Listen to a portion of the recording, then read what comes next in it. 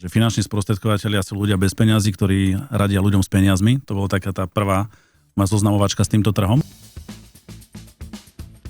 Stále okolo polovica z tých finančných sprostredkovateľov dneska na tom trhu zarába možno úroveň minimálnej mzdy. Ako je možné, že poradca, ktorý spravuje miliónové obraty, tak nemôže ani vypnúť na tej dovolenke? Za každou tou spoločnosťou je veľmi pekný, častokrát uveriteľný príbeh, prečo ti nemôžem dať viac a prečo to tu musím a čo všetko pre teba robím. Nebudeme tráviť dovolenku na domaši, ale pôjdeme pekne k moru a ideálne do tých najluxusnejších hotelov. Čiže vytvárajú nejaké prostredie, kde sa ty cítiš dobre. Dá sa to možno aj pomenovať, že my máme vlastne tak sugerované nejaké obmedzujúce presvedčenia v tom biznise, že sme presvedčení o tom, že toto je to najlepšie pre nás? Kto to povedal?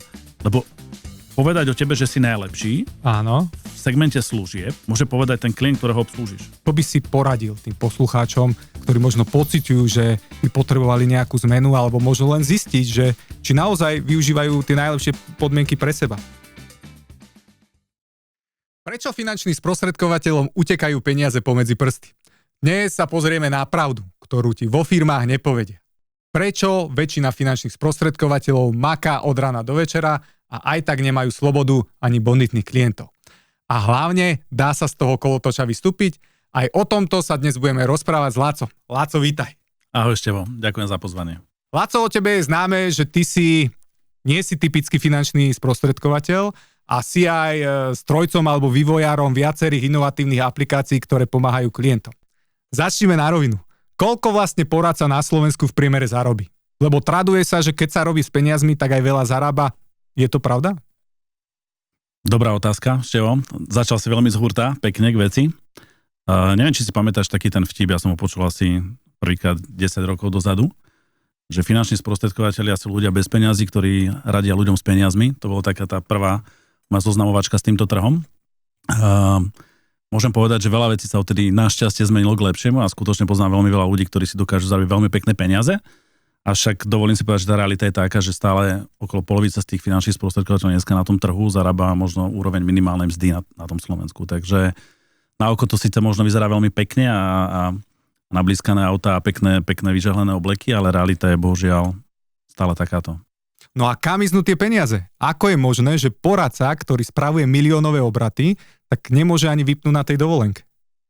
Kam presne miznú ti ja konkrétne asi odpovedať neviem, treba sa možno opýtať tých spoločností a tých systémov, v ktorých častokrát tí poradcovia pracujú. Dovolím si však povedať, že dnes ešte stále väčšina tých biznis modelov, tých jednotlivých firiem a tých štruktúr je nastavená tak, že síce ten finančný sprostredkovateľ maká, pracuje, robí od rána do večera, avšak z toho, čo zarobí, tak častokrát polovica práve odchádza tomu vedeniu alebo tým niekoľkým pozíciám nad ním alebo tým centrálam, ktoré si to vždycky vedia pekne obhájiť. Takže síce ten človek v tom teréne robí maka, ale zarába bohužiaľ častokrát aj menej ako tá celá enklava nad ním. Takže možno aj tam. Áno, takže podľa teba je to tým systémom, v ktorom pracujú, že ten systém je postavený tak, že tomu sprostredkovateľovi zostane oveľa menej, ako čo vyprodukuje. Nie každý, ale dovolím si povedať, že ešte tá väčšina tých systémov dneska postavených na Slovensku funguje práve tak. Že častokrát tí, ktorí makajú najviac, tak bohužiaľ zarábajú menej ako tí, ktorí sú nad nimi. Máš na mysli aj systémy ako MLM, multilevel marketing vo financiách? Tam trošku aj cieľim. Tie systémy sú podľa môjho názoru skvelé z určitého pohľadu pre nového človeka, ktorý naozaj o tom trhu vie málo alebo nič a chce sa do toho dostať, tak to prostredie je skvelé. To prostredie ťa nejakým spôsobom vyformuje, dostanete do tej problematiky, naučíte veľmi veľa, naučíte nejaké základné návyky z toho, povedzme, v úvodzovkách, povedzme teraz podnikateľského prostredia, k tomu som sa rád potom dostal. A naučíte možno návyky a spôsob fungovania, ktoré si predtým nemal. To je skvelé. Samozrejme, tá nevýhoda toho celého systému je tá, že ten systém si potom niečo berie, samozrejme, recipročne. Môžeme sa o tom baviť, či to je správne alebo nesprávne, ale ten systém si berie. A častokrát si berie práve pri tých najnižších pozíciách alebo pri tých nováčikoch oveľa viac, ako ten samotný nováčik zarobí, čo si viem predstaviť, že je v poriadku v nejakom momente.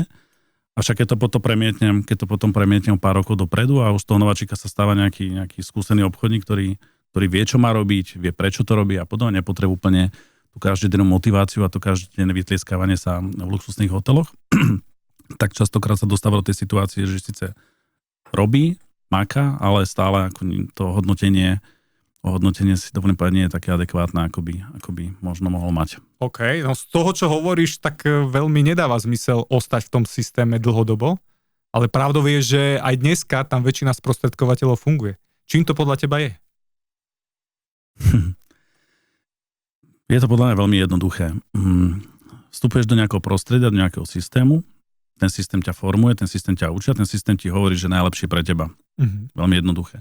V tom systéme sú ľudia, ktorí s tebou si vytvárajú tie osobné väzby, to znamená, že tam vzniká nejaké puto, vzťahy, priateľstva a podobne. A nazvime to aj lojalita, ktorá sa častokrát pekne akoby opakuje v tých systémoch. A ten systém v zásade nejakým spôsobom ti pomáha na jednej strane rásť, ale samozrejme len do takej výšky, do takého momentu, ktorý je ten systém, alebo ktorý dáva zmysel hlavne tomu systému. Áno? Čiže ten systém ti neumožní porázať do najvyššej nejakej tej sféry a do najvyšších tých možností, lebo však ten systém ti hovorí, že poďme rásť, tu je to pomyselné schodisko, kam sa vieme spoločne dostať a keď budeš veľmi dobrý a budeš veľmi makať, tak naozaj tých 20 stupňov alebo 15 stupňov dáš.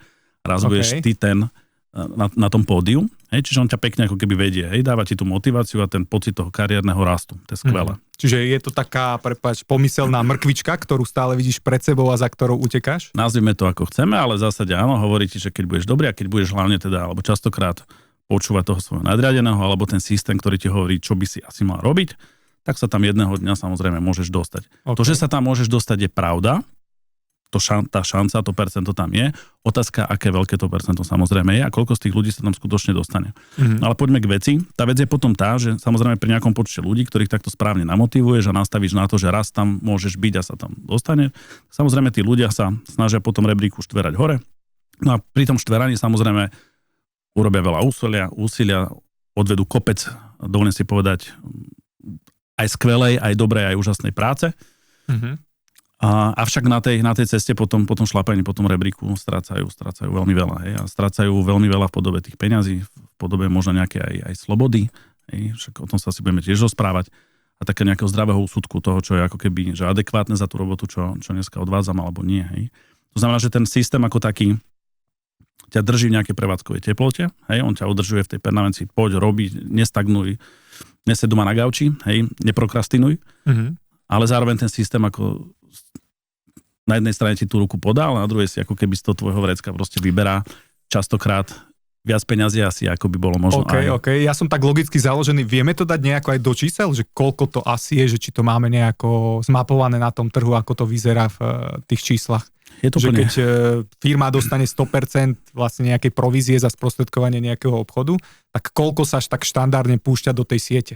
Že keď je nováčik, ja neviem, nejaký riaditeľ, manažér, top obchodník a podobne. Máme to nejako zmapované?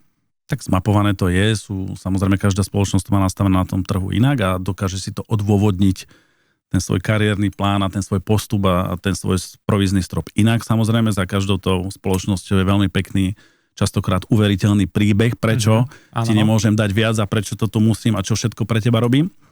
Ale tak určite sa bavíme o tom, že ja dneska, keď nováčik začnem, tak rádovo tá firma alebo tá centrála zo mňa zarobí dvakrát toľko, čo zarobím ja.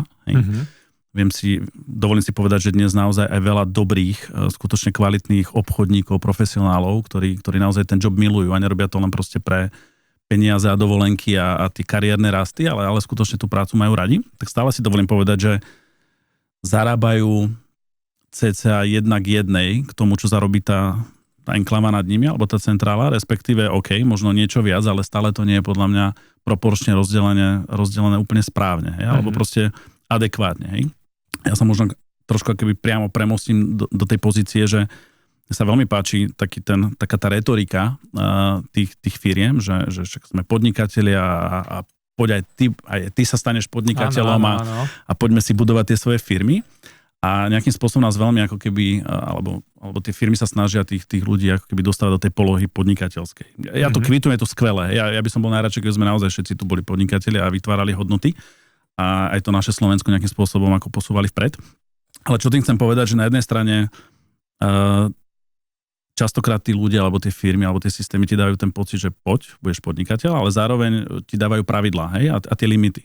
Čiže ideme podnikať, ale to podnikanie budeš robiť takto a toto sú pravidlá a toto sú tie podmienky, v ktorých ty podnikať proste budeš, hej. A to je taká tá zaujímavá potom tá poloha, že tak som podnikateľ, alebo som vazal, alebo som nie že zamestnanec, ale že je to síce forma podnikania, ale veľmi akoby obmedzená, hej, ak rozumieš, kam sa snažím dostať. No, ja som si pod tým predstavil, prepáč, teraz mi tak prebehlo, že to ako keby som dal škrečka do nejakého bludiska a vytvoril som mu pocit, že je slobodný, ale on má vlastne jasné dané mantinely, kde sa môže pohybovať a v akých tých dištanciách môže fungovať. Takže... To je presne tá otázka, že však poďme sa baviť o tom, že čo je vlastne tá sloboda. Je to právo rozhodovať sa, právo meniť si, hej.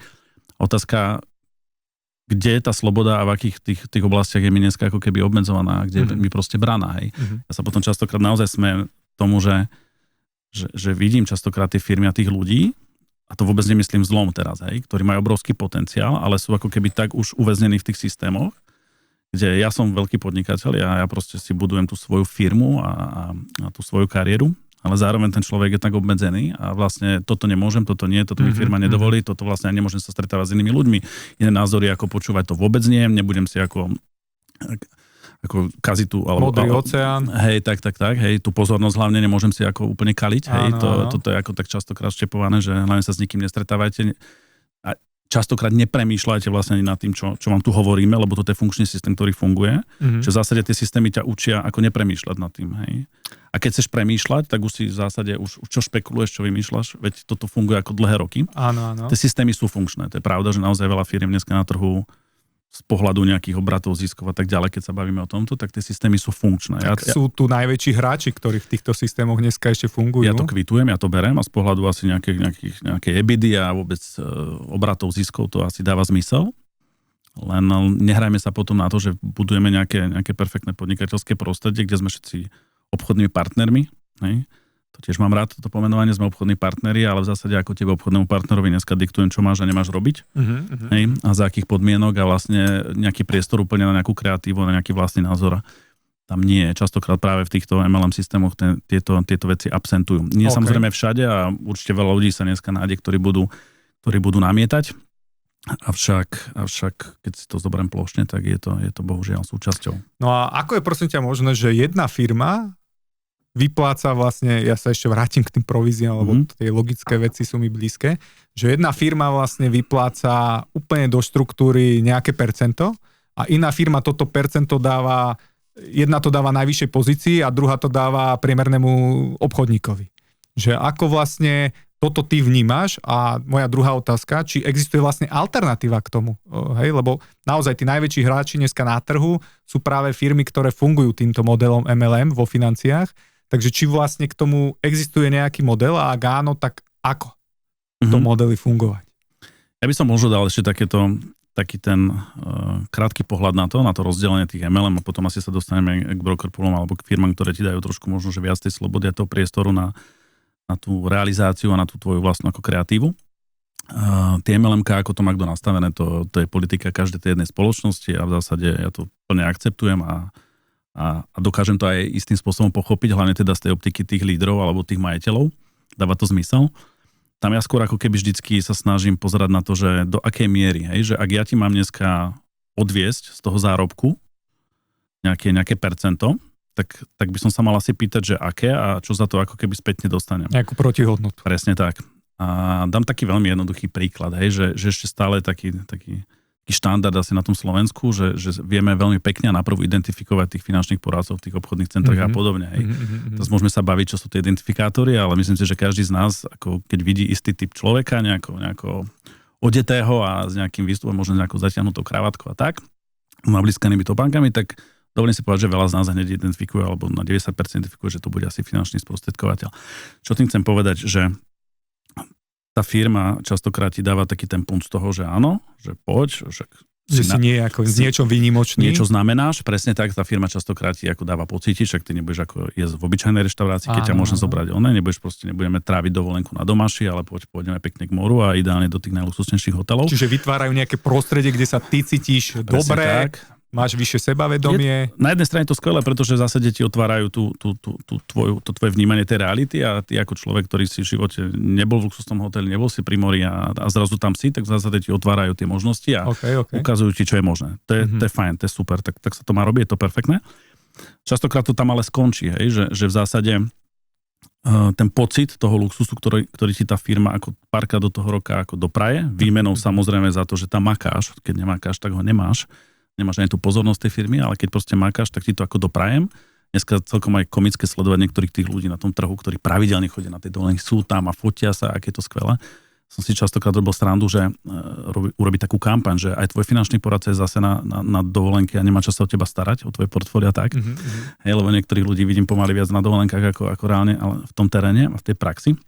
Ale čo tým chcem povedať, že tá firma častokrát to kamufluje práve tým, že však poď, je ti tu dobre, však si pamätáš, že si bol na tej dovolenke, na tej, pôjdeme na ďalšie, že sme tu perfektná partia. A jednoducho tam sú tie peniaze potom, ktoré ti berem. Hej. Jednoducho z tých 100 eur, keď si zoberiem ja 40 a tebe nechám 60, dobre, tak mám z tvojich 40, hej, a z tých 40 samozrejme niečo miniem na tú dovolenku, niečo, aby som ti dal ten pocit toho, že však je nám tu fajn. Okay. Pôjdeme zase na tú exkluzívny pobyt. No a takto sa to hrá tá hra, hej. Potom naozaj sa dostávame do také reality, že vidíš tu behať po Slovensku auta s istými špezetkami alebo s nejakými brandami a si povieš, ty kokso, wow, to sú perfektne, to sú úspešní ľudia. Úspešní ľudia, áno. Proste vozia sa v miliónových autách a ty si na staré koruny samozrejme, áno, čiže, áno. Pardon, mením, vozia sa proste v 100 000 autách a si povieš, wow, tí ľudia proste, to je sen, hej.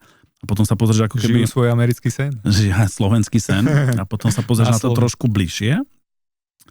A potom si spočíta, že aha, vlastne ten človek za tú svoju robotu, ktorú robí, dnes dostáva toľkoto percent z toho celkového balíka, tak je potom logické, že ti ostáva ako keby, hej, alebo tomu majiteľovi, alebo tomu vedeniu, ako obrovský ďalší, hej, balík peňazí, za ktorý ti rád to auto ako prelizujem, hej, alebo prefinancujem. Okay. Samozrejme musíš to plniť, ale Štefan, hej, to, čo tie mesačné výkony, lebo treba robiť biznis, tak keď budeš robiť ten biznis, tak samozrejme mám na tú splátku toho auta, ty sa môžeš voziť v luxusnom aute a samozrejme zoberiem ťa na tie luxusné pobyty, hej.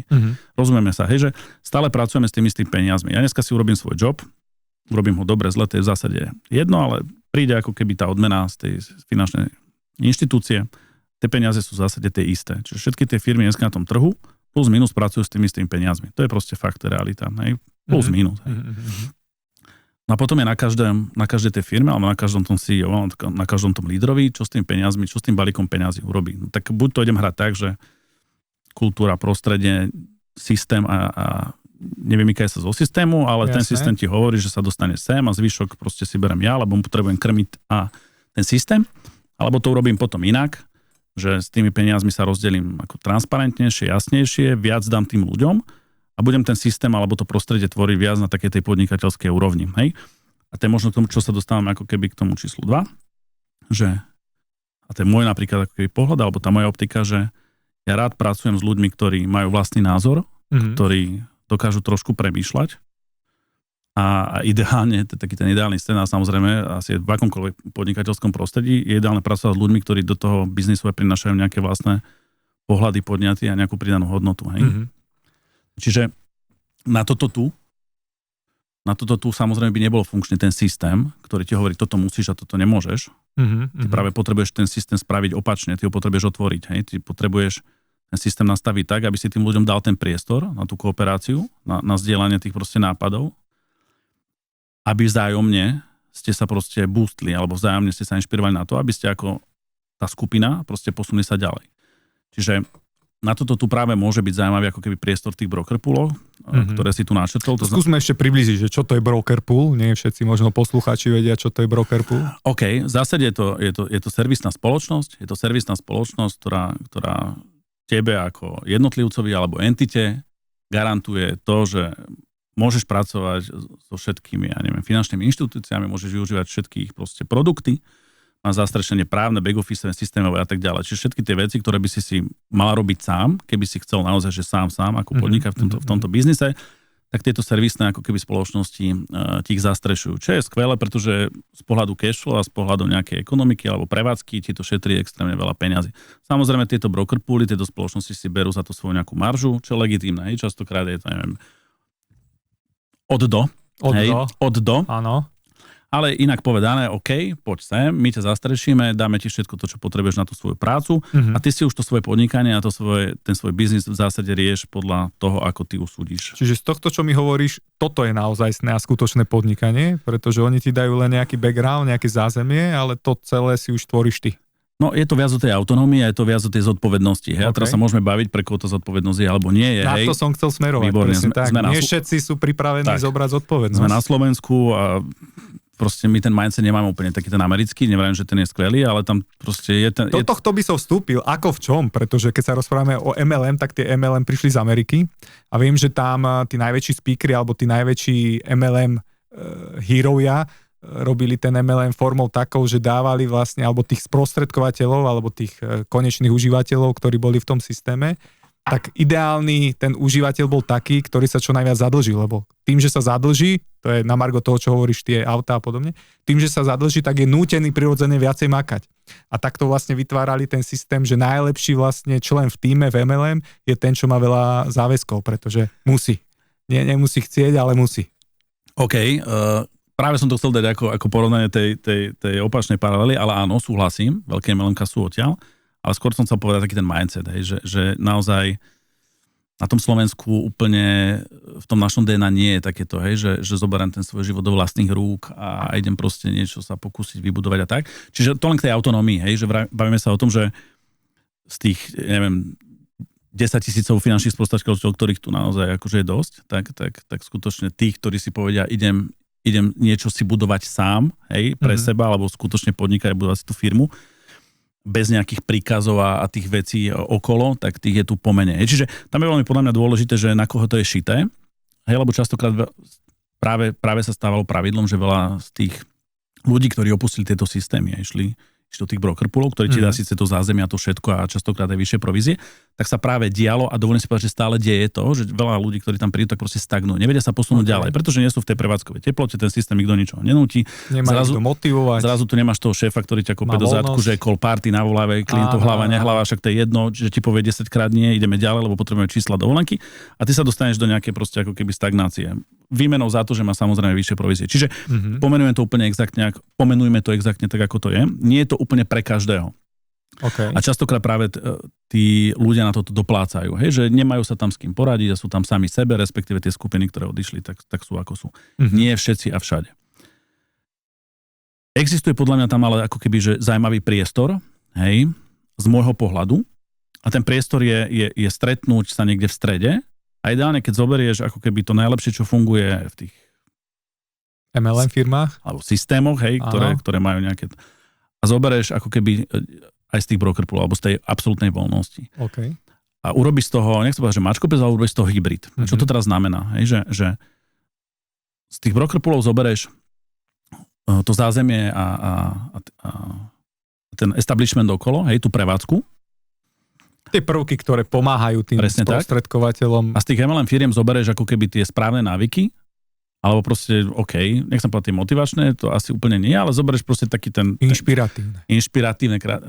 Ten čas, ten drive, hej, to korenie toho driveu, hej, že tam proste priniesieš. To je ideálna kombinácia, hej, pretože keď sa stretnete všetci broker pool a nikto nemá drive, nikto nemá víziu, nikto nemá kreatívu, tak ako končí to tak, ako to končí. A začneš s týmito ingredienciami, začneš ako keby budovať podnikateľské prostredie, hej, a teraz, že aké podnikateľské prostredie? No tak ja hovorím, že podnikateľské prostredie je také, kde volám k sebe obchodných partnerov, v zásade autonómnych, hej, so svojím nejakým nastavením mindsetom, volám ich k sebe a tým spôsobom, že poďme dať hlavy dokopy, poďme sa spojiť, pretože v tom spojení máme väčšiu silu, väčší priestor, máme väčší mozgový trás na to, aby sme niečo vymysleli, aby sme sa vzájomne obohatili, lebo ty si na niečo špička, ja som na niečo špička a ja sa rád s tebou budem baviť na témy, ktorých ty exceluješ a ja verím, že ty sa rád budeš baviť so mnou na témy, v ktorých excelujem ja. A to mi príde obohacujúce, hej, že v zásade ako keby zdieľame know-how medzi sebou, ale zároveň si nelezeme do kapusty v tom, že ale Števo, ty nerob toto, pozor, Števo, prečo ty, hej, že príde mi ako fajn spájať dneska ľudí, alebo vytvárať také prostredie, kde tí zaujímaví ľudia sa dokážu spojiť a v tom spoločnom priestore dokážu niečo tvoriť a navzájom sa inšpirovať a posúvať sa týmto spôsobom ďalej. A čo sa potom deje? Čo sa potom deje ako keby v tom prostredí podnikateľskom aj na úrovni nejakého brokerpoolu? Tých brokerpoolov tu máme niekoľko na tom trhu, to vieme. V zásade sú tu nejaké, dovolím si povedať, tri relevantné, štvrtý nejaký, ktorý tu ako vzniká, tak. Ale ak dokážeš vytvoriť ako synergické podnikateľské prostredie, jeden nejaký celok, ktorý ako, láka otvorené hlavy alebo skúsených seniorných obchodníkov alebo manažerov, ktorí už sú takí, ja to volám, že vytriezvení a nepotrebujú naozaj každý vyvetrali. Ako vytlieskavať sa, motivovať sa a ukazovať si, tie veci, čo raz môžeš mať keď, ale dokážu si ako keby spojiť 2 a 2 a povedať si, OK, však na toto podnikanie dneska chce mať asi čo najlepšie podmienky, to znamená, že čo najlepšie provízie, najlepšie systémy. Ja viem, čo mám v zásade robiť, viem, že je asi skvelé tých klientov obhospodarovať tak, že ma odporúčajú ďalej, že je skvelé tých klientov servisovať a tak ďalej. To znamená, že už ten človek vie, čo má robiť, ten biznis ho baví. Tak z môjho pohľadu je ideálne vytvárať také prostredie, kde ten človek sa stretáva s podobne naladenými ľuďmi, čiže seniora spája so seniorom. Jasné, že každý sme na konci dňa iný, ale akoby dávaš už ako keby tých vytriezvených seniorných ľudí proste do spoločného nejakého priestoru, kde nie sú si konkurenciou, zároveň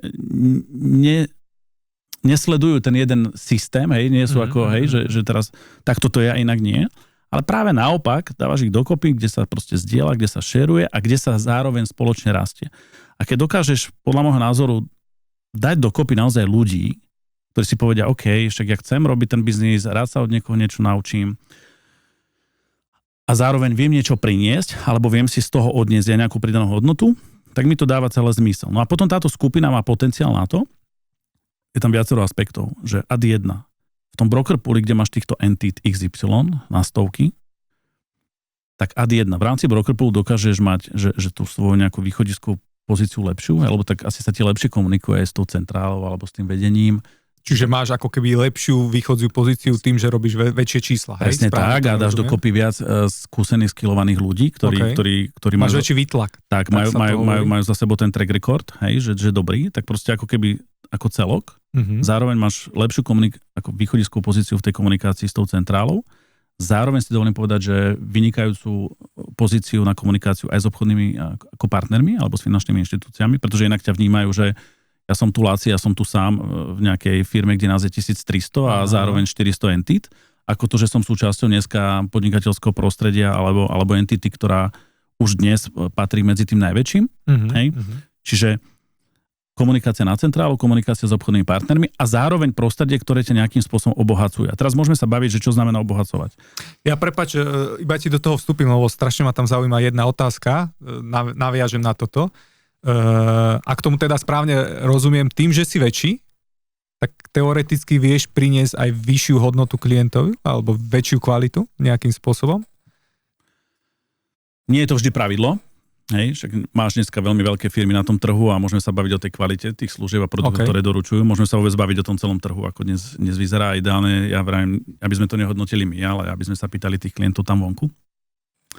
A ja veľmi milujem, ty vieš veľmi dobre, že ja milujem tému klienti a proste ten biznis orientovaný na B2C a to je proste niečo, čo... A to nie len v tomto segmente, ja proste všade, kde som, tak ja sa pozerám vždy na ten biznis očami toho klienta, sám som klient, takže mám rád, keď tie veci sú ako na poriadok. Takže tak, že nie je to úplne o veľkosti, je to skôr o tom, že to, čo mňa osobne baví, je, že sa stretávať s inteligentnými ľuďmi alebo s ľuďmi, ktorí naozaj trošku ako dokážu premýšľať. Ja to milujem, keď fakt mňa niekto inšpiruje, alebo ja si poviem, že OK, že tento chlap akože fakt vie, o čom rozpráva a ja sa môžem samozrejme vďaka tomu niekde ako posunúť. Ale nie sú také tie naučené veci, ktoré mi teraz a priori musia len ako posúvať to moje videnie v tomto podnikateľskom fielde alebo v tejto podnikateľskej oblasti, ale niekde inde. Napríklad to, čo robíš ty, je skvelé, pretože aj toto mne dáva ako keby napríklad iný pohľad, zase na nejaké ďalšie veci a podobne. To, čo mi dáva zmysel, je, že dávať podobný typ ľudí, ako by do spoločného priestoru, tam hľadať tie jednotlivé prepojenia a nie len tam, ale tie prepojenia rozširovať ďalej. Však aj priemerný tím dokáže poraziť génia. Presne tak. Ty ma poznáš, že ja rád ako keby, a to dlhé roky sa tomu venujem, že ja rád proste hľadám tie biznisy, kde nie sú, alebo kde sa hľadajú ťažko, tak ja rád proste tie veci prepájam medzi sebou a to vďaka tomu, že ja stále pracujem s tou tézou, že klient je stále ten istý, Čiže máme stále toho istého klienta, ktorý robí tie nákupy a robí ich tam, Čiže ja hovorím, že dajme dokopy tú správnu partiu ľudí, aby ten klient, keď bude nakupovať, tak aby nakupoval doma, Čiže čo tým chcem povedať? Čo tým chcem povedať, v zásade aj dnes, čomu sa akoby venujem, posledných pár mesiacov, trošku na pozadí, nie úplne ako verejne, ale tak na pozadí je, že v zásade snažím sa dneska spájať podobne naladených ľudí do nejakého spoločného podnikateľského prostredia. Tá prvá úroveň sú presne tí finanční sprostredkovateľia, ktorým hovorím, že OK, dajme sa tu dokopy, pretože spoločne dokážeme viac. O tom som presvedčený. Ja som presvedčený o tom, že dneska nie je cesta ako vytvárať si extrémne konkurenčné prostredia, hej. Tí sú zlí a my sme najlepší, nie. Dávame sa dokopy, dávame hlavy dokopy a spoločne ako nezávislí podnikatelia tvoríme. Čiže spájať, nie rozdielovať. Presne tak. Za tým si stojím. To mi dáva absolútne najväčší zmysel. To je taká tá prvá vrstva. Tá druhá vrstva, ktorá tu je, že OK, keď tu mám dneska proste pospájaných finančných sprostredkovateľov, ktorí robia ten finančný biznis, kvalitne, verím, že kvalitne, alebo teda sú nejaké nastavené normy, tak tomu poďme pridružovať ďalší biznis, ktorý tam je. No tak ten ďalší je samozrejme nejaký realitný biznis. Chvála Pánu Bohu, alebo veľmi som vďačný za to, že máme dneska exkluzívneho partnera, myslím, že bude aj hosťom našej relácie, alebo teda tvojej relácie. Našej. Čiže máme ako keby ten realitný segment, pretože to sú veľmi ako pridružené biznisy. To, čo mňa však baví, je to posúvať ešte ďalej. To znamená, že už máme vlastne na palube aj účtovnú firmu špičkovú s pokrytím na celom Slovensku, pretože tie účtovné veci sú proste alfa omega pre klientov, ktorí, hej. Bonitných klientov, v tej téme sa ešte dostaneme. Presne tak. A nabalovať to ďalej. Ja chcem úplne teraz prezrádzať, že čo sú tie ďalšie firmy entity, ale v zásade ten výsledok má byť veľmi jednoduchý. Ja ako finančný sprostredkovateľ, alebo manažer, alebo čokoľvek, proste mám skupinu, alebo som sám, prídem do prostredia, kde na tú prvú, jasné, mám nastavené dobré podmienky, zázemie, systém a tak ďalej. To už berem ako must. Ale sekundárne, ako keby čerpám tie benefity tej spolupráce a teraz na úrovni toho, že sú tu nejakí ľudia ako ty a ďalší, ktorí ma vedia inšpirovať, lebo máš za sebou track record, proste robíš skvelé veci. Čiže je to pre mňa ako keby v zásade know-how, ktoré dneska zdieľam ako in-house. Sekundárne ako keby tým, že sú tu napojené nejaké pridružené ďalšie biznisy, tak čerpám aj z toho, lebo chodia mi klienti od obchodných partnerov, alebo ja posielam klientov k obchodným partnerom, kde mám nastavený cashback a mám ako keby reciprocitu. Čiže iným spôsobom vytváram si proste pasívny príjem. A samozrejme, čiže aj druhý zdroj príjmu, ako je môj core business. No presne tak, hej, pasívny príjem, to je skvelá téma, ktorú ja osobne veľmi milujem, pretože robiť od nevidím do nevidím je skvelé, ale otázka, že koľko energie ma to potom stojí a čo všetko na tej ceste stratím, hej, od rodiny, zdravia a podobne. Čiže ideálne robiť tak, aby som čase si aj ten pasívny príjem ako keby vedel vybudovať a tam je viacero úrovní, kde si ten pasívny príjem viem budovať. No a tak čiže taký nejaký affiliate program, že dohodneš nejaké podmienky, sprostredkuješ tam klienta a ty za to dostaneš nejaké fičko. Presne tak, no ale ideálne už to mať ako keby pripravené tak, že ja ako ten, ktorý onboarduje toho klienta alebo získava toho klienta, nielen k sebe, ale do toho spoločného prostredia, tak už ten klient proste ako v čase bude počítať s tým, že dobre, ale keď nakúpim v čase tam a tam a tam, tak ja ako obchodník alebo ten, ktorý ho proste priniesie, má z toho nejakým spôsobom cashback. Okay. Ako veľmi jednoduchá vec, hej, že ty si zober, že tie z pohľadu klienta rád nakúpiš niekde, kde ti to je príjemné, kde ti to dáva zmysel a keď ti ten ešte obchodný partner, že počuj, tak Števo, si môjim klientom, hej, tak viem ti vybaviť, že toto budeš mať ako keby v lepšej kvalite, alebo neviem, hej, za lepšie podmienky. Nejaký benefit možno, presne tak, bonus. niečo. Hej, čo mňa ako klientovi zase dá nejakým spôsobom tú pridanú hodnotu a mňa ako obchodníkovi samozrejme to zabezpečí nejaký cashback. Však robíme obchod všetci, netvárme sa, hej, že to je zase normálna vec. Dobre, Laco, znie to až príliš dobre. Tak v čom je taký nejaký háčik? Háčik je len v tom, že to treba odmakať a odpracovať. Háčik je len v tom, že zase ja som pedant na to, aby tí klienti boli proste spokojní, čiže udržať nejakú tú kvalitu tých poskytovaných služieb. To znamená, že tých partnerov, ktorých sa snažíme dneska oslovať, musia byť ako top. Hej, tie služby musia byť ako na úrovni. Ty vieš veľmi dobre, že pre mňa ten palec hore alebo dole toho klienta je veľkou premenou a na tom si ako osobne zakladám. Čiže asi udržať tú kvalitu a naozaj, že vyberať aj k sebe do tej spolupráce alebo do toho spoločného prostredia ľudí, ktorí chápu, o čom to má byť a chápu, že ten klient je stále ten istý a ten klient je ten, ktorý dáva ten rating tej firme alebo tomu zoskupeniu alebo tomu človeku. A asi tak, neviem. Ja teraz možno troška premostním, ale a možno dám takú metaforu s Matrixom, že či sú vlastne finanční sprostredkovatelia na toto pripravení. Že im odhaliť, ako to skutočne funguje, že aké sú tie systémy, že si môžu výrazne zlepšiť svoje podmienky a nielen podmienky, ale byť aj vlastne v komunite, ktorá ich vie stále posúvať dopredu, bez toho, aby museli 70% svojho zisku dávať niekde inde. Že či je podľa teba slovenský trh na toto pripravený, lebo povedzme si na rovinu, málo sa o tom hovorí Veľa tých firiem, ktoré sú najväčšie na Slovensku, práve fungujú v systéme MLM a podobné systému MLM, kde sa dávajú nejaké rôzne benefity, aby tých ľudí udržali v tom pomyselnom koláči. Ale že či je vlastne tento trh na to pripravený? Čo si myslíš? Pozri sa. Teraz úplne odabstrahujeme od toho, že sa bavíme o oblasti finančného spôsobu. Že dajme to preč. Poďme sa baviť o podnikaní ako takom. Okay. Že ideme podnikať. No tak dám tebe otázku. Tak čo je podľa teba ako základná premisa podnikania? Hej, že prečo sa človek vlastne rozhodne podnikať? Povedz mi. No, však dosahovať zisk. Dosahovať zisk. A teraz super, idem dosiahnuť zisk. Hej? Z toho zisku potom si platím svoje nejaké asi účty, mám svoju nejakú životnú úroveň a podobne. Hej?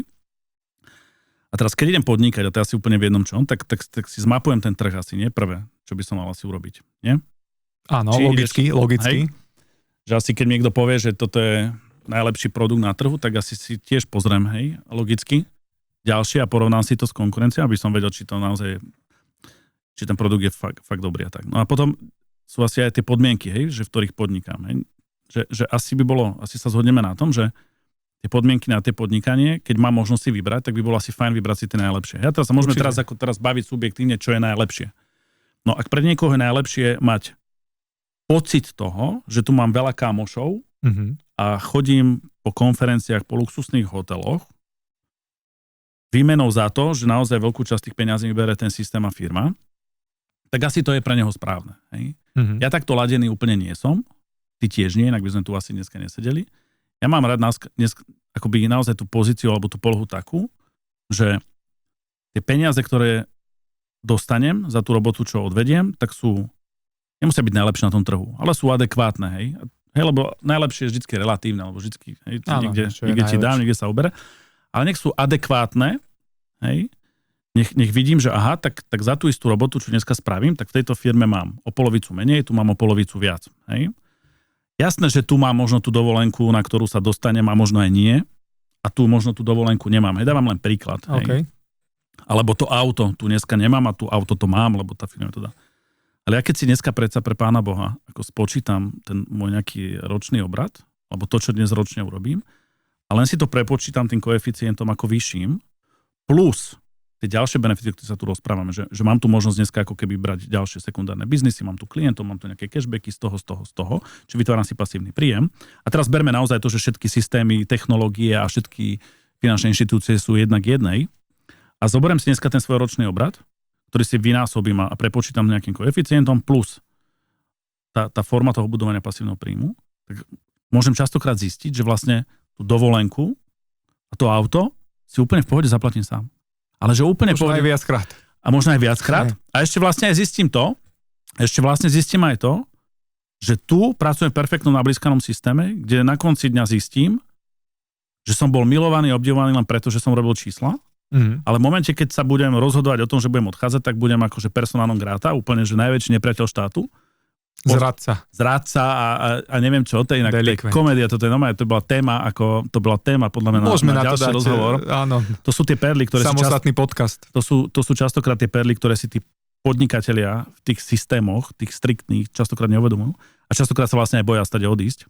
To už ako sa tu úplne nehovorí. Ale nie je to paradox? Nie je to paradox, lebo keď si zoberieš, že šport napríklad, hej, veľa ľudí, ktorí robí túto branžu, fungovalo v športe a v športe vlastne ja neviem si predstaviť, že by v športe tradovalo to, že musíš celý svoj život hrať v jednom týme. Ale vôbec neviem. Hej, že začneš v 5. lige a ty chceš hrať prvú ligu, ale zostaneš v 5. lige len preto, že ti niekto stále hovorí, že prostredie, tá súdržnosť patrí vlastne tej 5. lige. Vrátim sa späť, že ja by som možno aj taký apel dal na tých všetkých ľudí, ktorí pracujú v tých najlepších firmách na trhu, najlepších, najväčších, najakých, hej, lebo to si každá tá firma nájde, že nech sa pozrú na momenty, kedy nejakí kolegovia odišli z tej firmy, ako sa tá firma častokrát zachovala. Normálne si len akože že vytrekovať si to.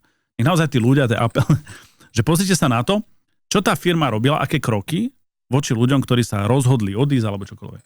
Hej. To je veľké zrkadlo, ako keby o tej spoločnosti hovorí. Lebo to v iných ako zase podnikateľských prostriedach, to je abnormálne, hej. To si dobre, že odídeš z nejakej tej firmy do iného, tak asi ťa nejde pranierovať, tá firma neviem čo robí tu a pomaly osobné invektívy. Čiže Toto je asi takéto prvé meritko. Druhé, pozrel by som si častokrát aj tie zmluvy, ktoré majú podpísané s tými firmami. OK, to je tiež samostatná téma. To by som si pozrel a konkrétne takú, že ten bod, že komu vlastne patrí klient, ktorého ja dneska donesiem a zobchodujem, klientský kmeň. Potom by som si pozrel také tie srandy, že keď by som náhodou chcel odísť, že či nemusím platiť za nejaké dodatočné školenia a tak ďalej. Pretože z môjho pohľadu tie školenia sú zaplatené práve v tej marži, tej firmy a toho systému, ktorý mi tie prachy bere. Mm-hmm. Čiže to sú také zase tie nuancy, ktoré ako absolútne, to je ako nonsense, hej. Ako reálne, že to v iných proste ako biznis segmentoch to nevidíš, to je proste normálne, že anomália, ktorá tu niekde vzniká. A čím to podľa teba je, že sme sa dopracovali do takéhoto bodu?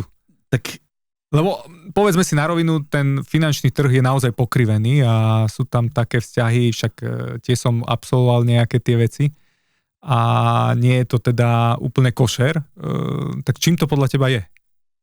Tak ja neviem, tak asi sú tie systémy vytvorené tak, aby naozaj si z toho systému nemohlo veľmi vybočiť, aby ten systém ťa, vieš, ja mám rád, keď ťa systém alebo to prostredie ťa ako motivuje k tomu, aby si objavoval, premýšľal. Toto som ja to mám rád.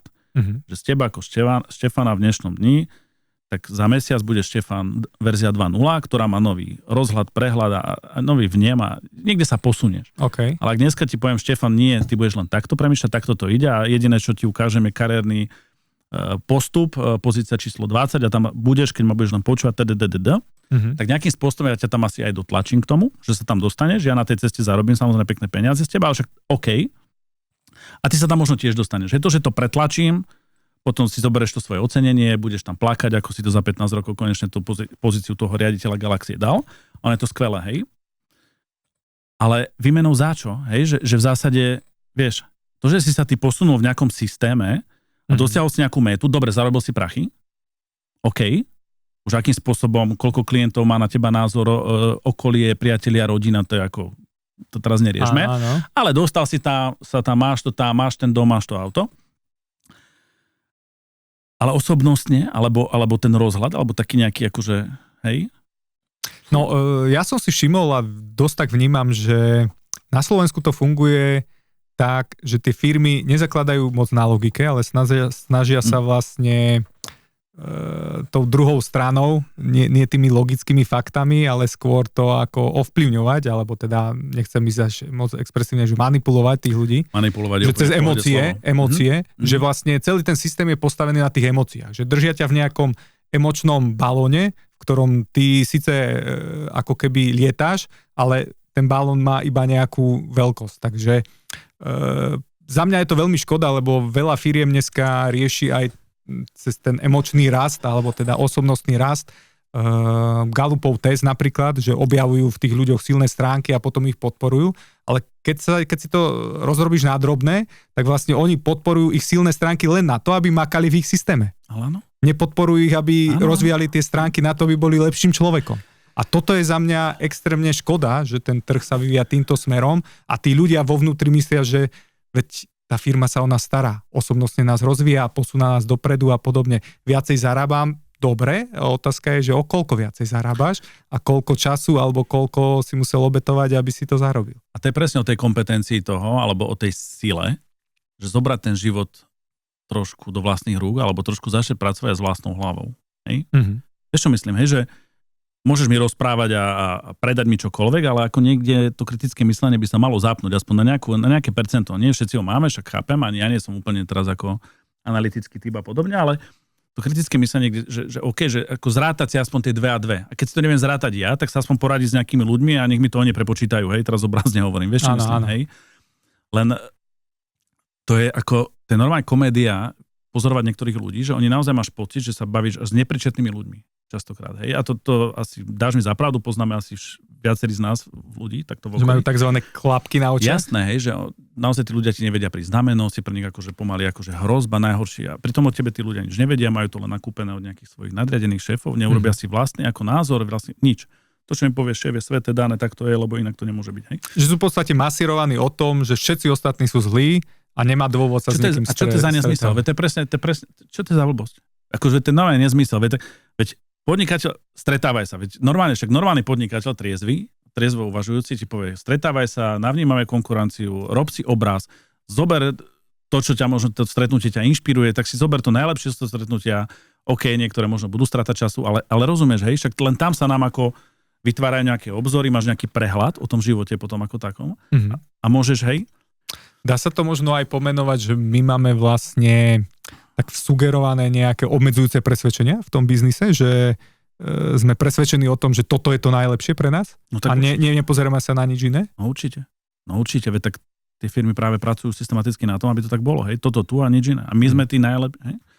Akože, kto povedal, že vy ste tí najlepší? No dobre, počkaj, nie, že toto mám rád, hej, že my, kto to povedal?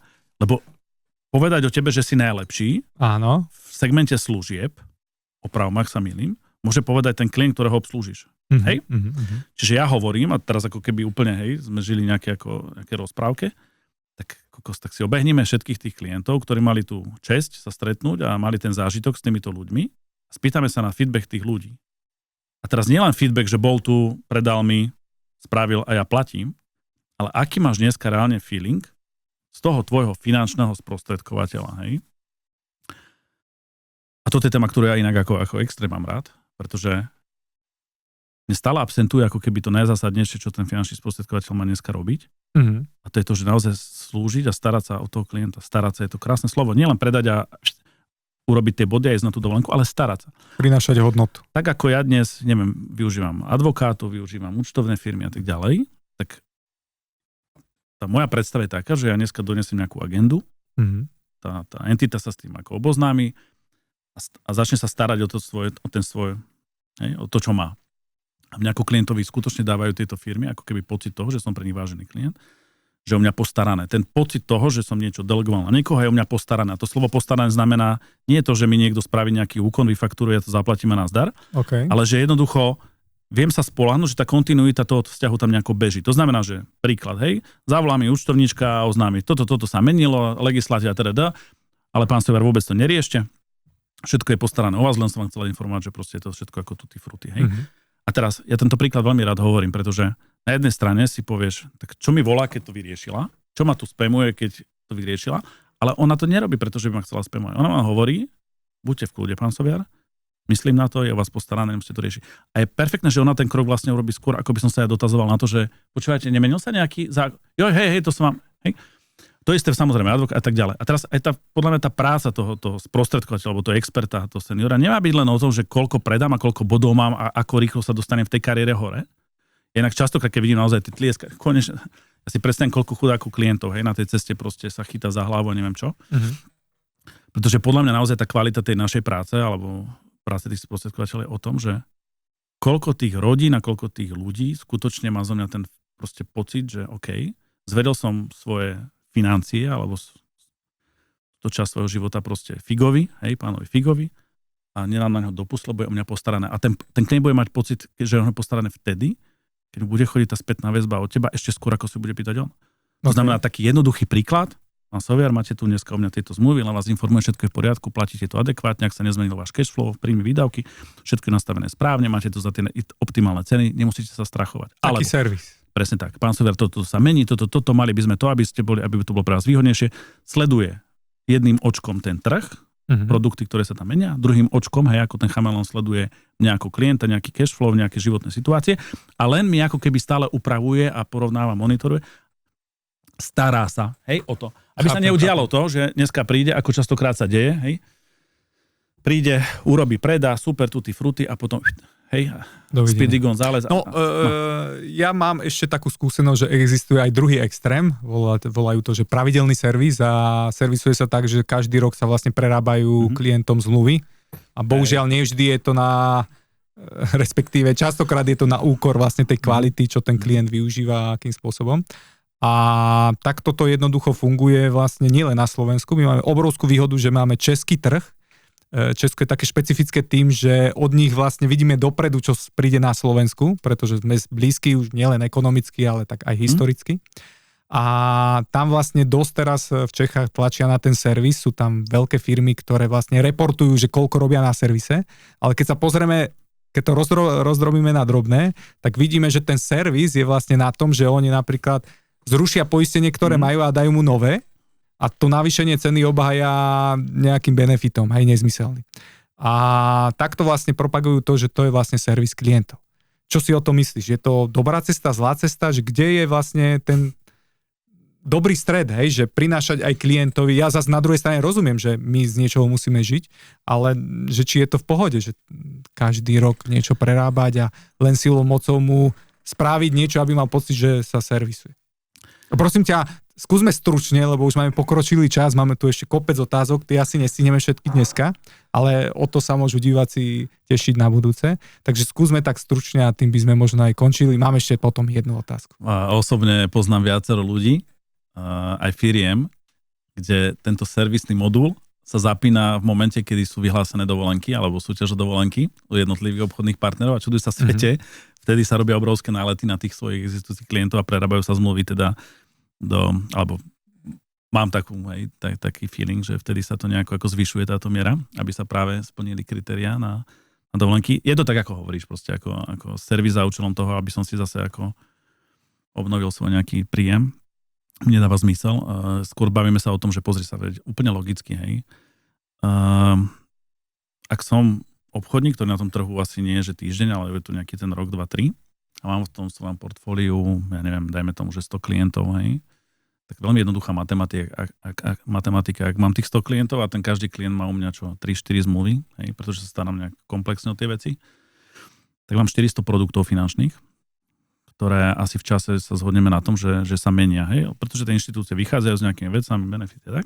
Zároveň nie, že sa mení tá premena tých produktov, ale mení sa ako životná situácia tých ľudí. 100 ľudí dneska nežije ten istý život. Hej, proste dneska je tak dynamická doba, že dneska sme dvaja, zajtra sme traja, potom sme sám, potom neviem čo, hej, potom si kúpim, nechcem to už teda.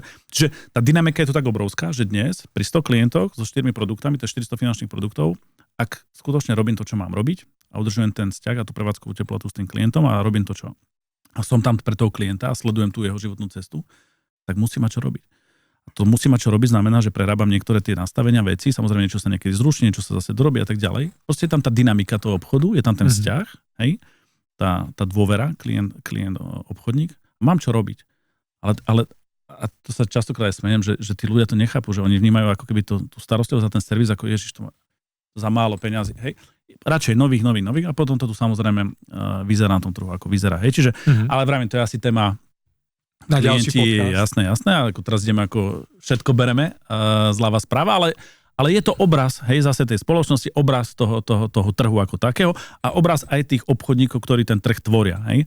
A keby ja som si mal dneska vyberať, alebo ja si dneska vyberám, s kým by som chcel ja robiť a spolupracovať, s kým sa baviť, tak to nebude ten akože money maker, hej, alebo ten, ktorý je na každom vyhodnotení ten najlepší a ide a bomby a hej, lebo tam mi to závaňa práve tým, že sa to robí ako práve, nie všetci, samozrejme nie všade, aby sme sa chápali, ale častokrát už tam mám taký ten otáznik, že toto bude taký, ktorý ide, ako sa hovorí, cez mŕtvo, len aby tie čísla mal a mal zarobené a splnil tie, ona išiel v kariére hore. Skôr ma bavia ľudia, ktorí sú niekde tam v strede, hej, tí obchodníci, seniorní, menej senior a tak ďalej, ktorí naozaj vidia pridanú hodnotu v tej robote, baví ich tá robota a úplne nie sú zladení s týmto mindsetom toho tých vlkov z Wall Street, alebo ako to vám proste povedať. Rozumiem. Pretože, no, veď... Mám na teba poslednú otázku. Dá sa z tohto kolotoča nejako von? Pretože mám vlastnú skúsenosť, my sme sa pred pár mesiacmi spojili, dnes sme jednotka v druhom najväčšom broker pooli na Slovensku, takže vieme, o čom asi hovoríme. Nehovorím to preto, aby sme sa teraz chválili, ale možno preto, že to spájanie vlastne prišlo práve preto, aby sme ukázali ľuďom, že dá sa byť v prostredí, kde vedia makať pre seba a nie pre niekoho iného. Takže zaujímalo by ma, či sa dá z toho nejako výjsť, že čo by si poradil tým poslucháčom, ktorí možno pociťujú, že by potrebovali nejakú zmenu, alebo možno len zistiť, že či naozaj využívajú tie najlepšie podmienky pre seba. Lebo to, kde sme, tak, alebo s kým sa stretávame, tak sa máme a tým pádom, že či naozaj ten život chceme žiť tam, kde momentálne sa nachádzame, alebo si vieme predstaviť ten život žiť lepšie. A ak áno, tak čo by mal tento človek spraviť? Tak neviem, v prvom rade asi by som naozaj apeloval na to, aby tí ľudia nech sa zamyslia, alebo nech sa zamyslia nad tým, že ak im tá firma proste ako keby pravidelne hovorí, že všetci sú zlí a my sme lietadlo, hej, alebo my sme tí najlepší a všetci ostatní to ako vôbec nie, tak už tam by som mal prvý otáznik, že už s touto retorikou, ako to nie je zdravá podľa mňa retorika, že všetci sme nejako dobrí a každý sa vieme inšpirovať, mi príde tak ako rozumnejšie, lebo však nikto nevie povedať, že keď ťa nepozná alebo nevidí ako keby do kuchyne, čiže už tam by som mal taký prvý otáznik.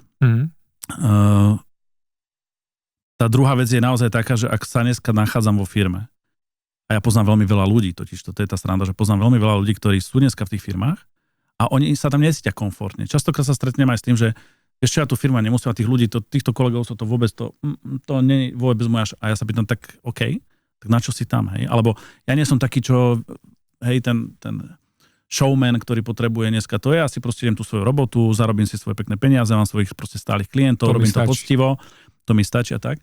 A ja vravím, a na čo ste v tých prostrediach? Že prečo si v prostredí, kde v zásade nejako ideš, nejako prežívaš, nejako ideš, zarábaš a tak, na čo si tam?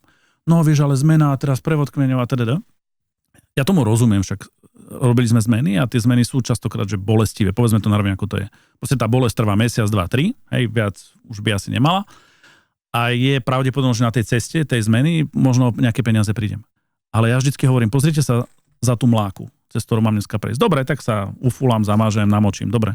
Ale za tou mlákou čo je? Ak za tou mlákou je dneska viac toho pocitu tej slobody, tej autonómie, lepšie podmienky a možno lepší parťáci, nazvime to parťáci do toho biznisu, ktorých nemusím počúvať, nemusím akože so všetkým súhlasiť, ale viem sa od nich inšpirovať a tak ďalej, tak prečo cez to neísť? A ja mám jednu ako keby skúsenosť, neviem ako to máš ty, Števo, ale dovolím si povedať, že 99% zmien, ktoré sa mi udiali ako osobne v živote, vždycky viedli k lepšiemu. Tak ono sa hovorí, že každá zmena je progres a ak ju dobre podchytíš, tak vie ťa posunúť dopredu. A o tom hovorím, hej, že ten trh, aj ten mindset tých klientov sa dneska tak mení, že už aj ja ako poradca, alebo teda ten obchodník by som sa mal, ako tiež by som mal trošku sa na to vedieť ako adaptovať. Prichádza aj AI, o tom sme sa nebavili, to je nejaká ďalšia téma. Hej, že aj kam sa bude celý ten trh vyvíjať. Presne tak, hej, to sa môžeme o tom rozprávať, to úplne milujem, tie aj informačné veci a vôbec aj ako také. Čiže, čo tým chcem povedať, že dneska prispôsobiť sa je kľúčová proste ako keby v tejto dynamickej spoločnosti zásadná kľúčová vec. A nielen tu vo svete, všade, hej, to dneska vidíme. Čiže úplne súhlasím. To, že dneska niekde som x rokov a mám tu ako vzťahy, priateľstva, je to fajn. Ako určite je skvelé mať dobré vzťahy, hej, že nie ako teraz na seba zazerať v tej firme. Ale ľudia si častokrát to priateľstvo a tú lojalitu zamieňajú za proste ako profitom, obratom a tým podnikateľským mindsetom, ktorý by proste mali mať. Hej. To je môj taký pohľad, samozrejme. Hej. Čiže súhlasím. A aby to zase nevyzeralo ako, že chceme niekoho náborovať alebo niečo podobné. Každému vyhovuje niečo iné a ja som s tým úplne OK. Ja som s tým úplne OK a ja ti dneska mi povedať, že mne sa ďaleko lepšie proste pracuje s ľuďmi ako si ty a tebe podobnými, však máme tu veľa skvelých kolegov, ktorí nemusíš, hej, proste to vidíš, hej, že ten proste tá poloha, ten mindset tých ľudí je, každý sme iný, vravím, hej. Čiže... OK. Ja tu mám ešte pripravených kopec otázok, ale vzhľadom na čas to dneska nestihneme. Takže možno pre divákov taká objednávka na budúce podcasty. Mal som tu otázku v podstate v rámci kmeňa, klientského kmeňa, to je otázka sama o sebe, veľmi zaujímavá, že vlastne ten biznis, ktorý robíme, že či ho vôbec vlastníme, a áno, za akých podmienok, pretože ten biznis, vlastne to vlastníctvo je ten kmeň, tí naši klienti. Takže to som mal tu pripravené. Ďalšiu otázku som mal, že áno, a ako sa bude vyvíjať trh finančného sprostredkovania, čo nás môže čakať a kam to celé posúvať. A v neposlednom rade veľmi zaujímavá otázka, ako pracovať s bonitnou klientelou. Pretože dneska ja to vnímam tak, že nie je akože výsostné právo mákať od rána do večera. Dneska je podľa mňa ten high level, že robíš s bonitnou klientelou, na 4 klientov zarobíš to, čo niekto za 20 a s 5 ľuďmi v týme spravíš ako iná firma zo 100. A tak. Toto je za mňa, kam možno to bude celé smerovať, môžeme sa o tom pobaviť, rád počujem tvoj názor a uvidíme. Takže ďakujem ti pekne za rozhovor. Ja by som to možno zhrnul, že ako z toho kolečka vystúpiť, no určite zložiť možno tie klapky a pozrieť sa, ako ten trh naozaj skutočne funguje. Aj tento podcast je vlastne na to, aby vytváral možno nejaké iné informácie a dával tým posluchačom, tým užívateľom nejakú hodnotu. Takže Láco, ďakujem veľmi pekne. Ďakujem. Teším sa na ďalší podcast a majte sa pekne. Majte sa pekne.